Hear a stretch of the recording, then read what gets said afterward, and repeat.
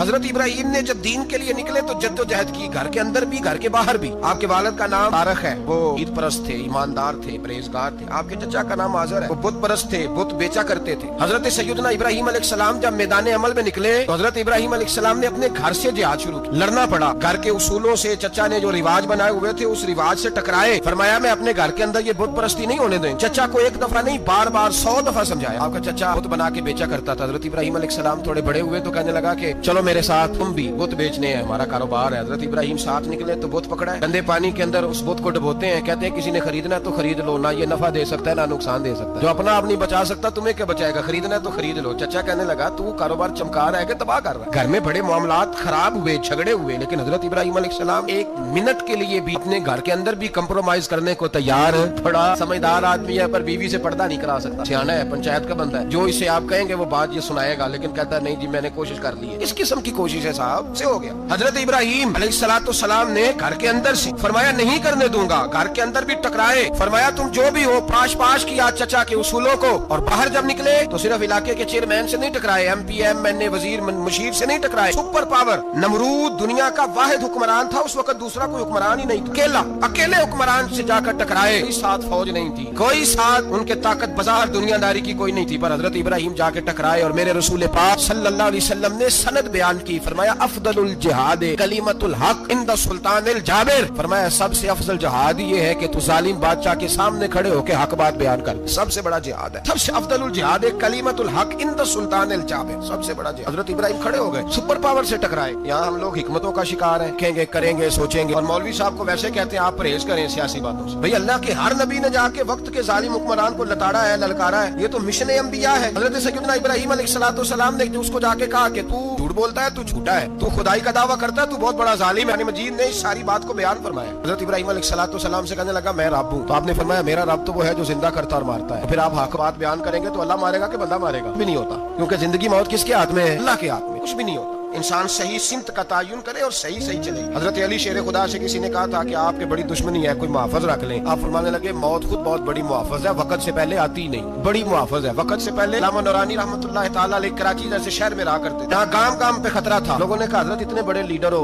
آپ کی جماعت کی 62 سیٹیں ہوئی اسمبلی میں، ایک ایسا وقت بھی آیا تو کوئی ایک آدمی بندوق والا۔ آپ فرمانے لگے مجھے ضرورت ہی نہیں، اس لیے کہ جس دار رسول کے لیے میں نکلا ہوں وہ خود ہی حفاظت کرنے والے ہیں، ضرورت نہیں ان چیزوں۔ ابراہیم ٹکرائے اور آپ کا انداز کیا ہے؟ جا کے کہا کہ تو نہیں، خدا وہ ہے جو زندہ کرتا، اور اس نے ایک بیوقوفوں جیسی دلیل دی۔ ایک آدمی کو کل پھانسی دینی تھی تو اس کو بلایا، کہنے لگا تجھے کب پھانسی ہے؟ اس نے کہا کل۔ کہنے لگا جا تجھے آزاد کیا، زندگی دی، اس کو چھٹی دے دی۔ ایک عام آدمی بیچارہ بیٹھا تھا، اس کو پکڑ کے نہ لگا اس کی گردن اڑا دیا، لگا دیکھ لو بھی زندہ کرتا اور مارتا ہوں، وہ جو کل مرنے والا تھا میں نے زندہ کر دیا، اور جس کو پتہ ہی نہیں تھا کہ میں نے مرنا ہے اسے پکڑ کے میں نے مار دیا۔ بیوقوفوں جیسی دلیل ہے۔ حضرت سیدنا ابراہیم علیہ السلام چاہتے تو اسی وقت دلیل توڑ دیتے کہ تو کیا بیوقوفوں جیسی بات کر، اگر تو زندگی دیتا ہے تو مرے ہوئے میں جان ڈال کے دے جس کو تو نے مارا۔ لیکن حضرت ابراہیم نے دیکھا کہ بیوقوف ہے، بیوقوفوں سے بحث نہیں ہوتی، دلیل بدل لی جاتی ہے، ان کی عقل کے مطابق بات کی جاتی ہے۔ حضرت ابراہیم فرمانے لگے میرا رب وہ ہے جو سورج مشرق سے نکالتا ہے اور مغرب میں غروب کرتا ہے، تو اگر رب ہے تو تو مغرب سے نکال کے مشرق میں غروب کر۔ فبہت الذی کفر، پھر لاجواب ہو، اس کے پاس اس چیز کا کوئی جواب نہیں تھا۔ علامہ اسماعیل حقی نے خوبصورت فقرہ لکھا ہے، خوبصورت جان ڈال دی۔ حضرت سیدنا علامہ اسماعیل حقی رحمۃ اللہ علیہ فرمانے لگے چونکہ نمرود بیوقوفوں جیسی باتیں کر رہا تھا، اگر وہ یہ کہہ دیتا نا کہ میں سورج کو نکالتا ہوں مشرق سے، میں غروب کرتا ہوں معاذ اللہ مغرب میں نکالتا ہوں، تو آپ اپنے رب سے کہیے کہ وہ مغرب سے نکال کے مشرق میں غروب کرے۔ علامہ اسماعیل حقی فرماتے ہیں رب کریم کی آواز قدرت تھی، مالک حضرت ابراہیم علیہ السلام کے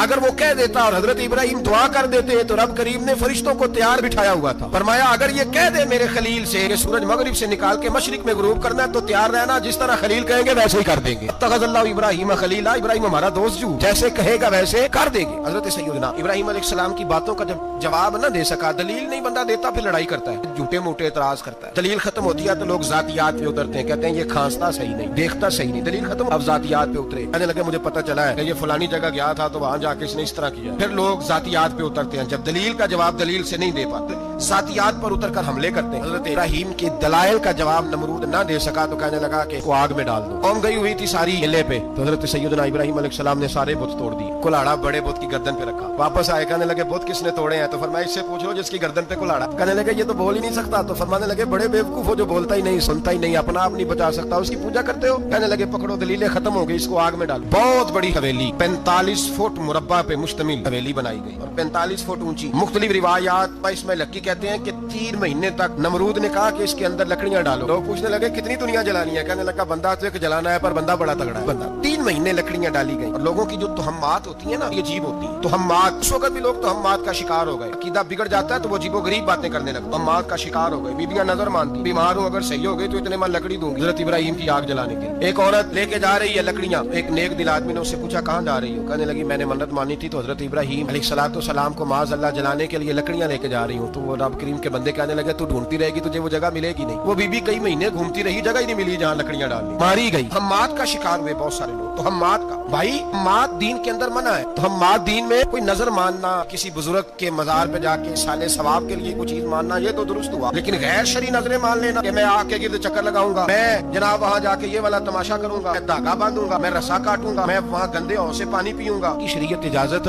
تو ہمات ہے, شگونی ہے. دین میں ان کی کوئی گنجائش. آپ در ماننے سے پہلے بھی کسی عالم سے رابطہ کریں کہ میں منت مانگنے لگاؤں تو کیسے ماننی چاہیے, طریقہ پوچھیں. ایسے ہی غلط چیز کی منت تھوڑی مان لی جائے. ہر علام دامبر سے مطلب ابراہیم کے لیے آگ جلائی گئی. 40 فٹ اونچی آگ ہے. پرندہ بھی اوپر سے گزرتا ہے تو نیچے گر جاتا ہے جل کے. اتنے دن لگا کے آگ جلائی گئی. اب حضرت ابراہیم کو جلایا جانے لگا. یہاں تو موجے ہے نا, جو کسی ادارے کا سربراہ ہے اس کے لیے موج, کسی جگہ آفیسر بن گیا تو موج ہے, پیر صاحب کے لیے موج ہے, علامہ صاحب کے لیے موج ہے, خطیب صاحب کے لیے موج ہے. جلنا کس کو پڑتا؟ حال ہی کوئی نہیں رہا الا ماشاءاللہ. وہ لوگ گزر گئے, تکلیفیں سہ کے کام کرتے تھے, گزر گیا زمانہ. حضرت سیدنا ابراہیم علیہ السلام کو جلایا جانے لگا ہے تو اب اتنی بڑی آگ ہے تو ڈالے کیسے؟ شیطان نے تجویز دی کہ منجنیق بناؤ. منجنیق بڑے بڑے بانس باندھ کے ان کے نیچے رسا باندھو. وہ جس طرح رہنے کے لیے جھولا بنایا جاتا ہے اس طرح ایک منجنیق نے زمانے میں اس میں پتھر رکھ کے پھینکے جاتے تھے دشمنوں پہ. وہ منجنیق بنائی گئی کہ دور سے حضرت ابراہیم کو پھینکیں گے. ہاتھ حضرت ابراہیم کے باندھ دیے, پاؤں مبارک باندھ دیے. پوری زمین پہ ایک نام لینے والا خدا کا, اس کو آج رسیوں میں جکڑا ہوا ہے. جب پھینکا جانے لگا نا آگ میں, حوریں رونے لگی, فرشتے تڑپنے لگے, اے اللہ یہ کیا ہونے لگا؟ خلیل اور وہ بھی آگ میں. فرمایا جاؤ جا کے اس سے اگر تمہاری مدد لیتا ہے تو اسے بچاؤ. ہوا کا فرشتہ آیا, کہا ابراہیم اگر تو کہے. بھائی ان چیزوں کو کہانی سمجھ کے نہ سنا کریں, یہ داستان نہیں, یہ وہ طریقے ہیں جو ہمارے رسول نے ہمیں اپنانے کا حکم ارشاد فرمایا. جو عقیدے یہ وہ نظریات ہیں جو ہمیں اوڑھنے کو کہا گیا. اپنے رب کریم کی رضا پہ راضی رہنے کے وہ خوبصورت مواقع ہیں صوفیاء نے جن کو بنا کر سمجھا کر ہم تک پہنچایا ہے. یہ ہے اہل طریقت کی باتیں. وہ کہتے ہیں یار جس حال میں رکھے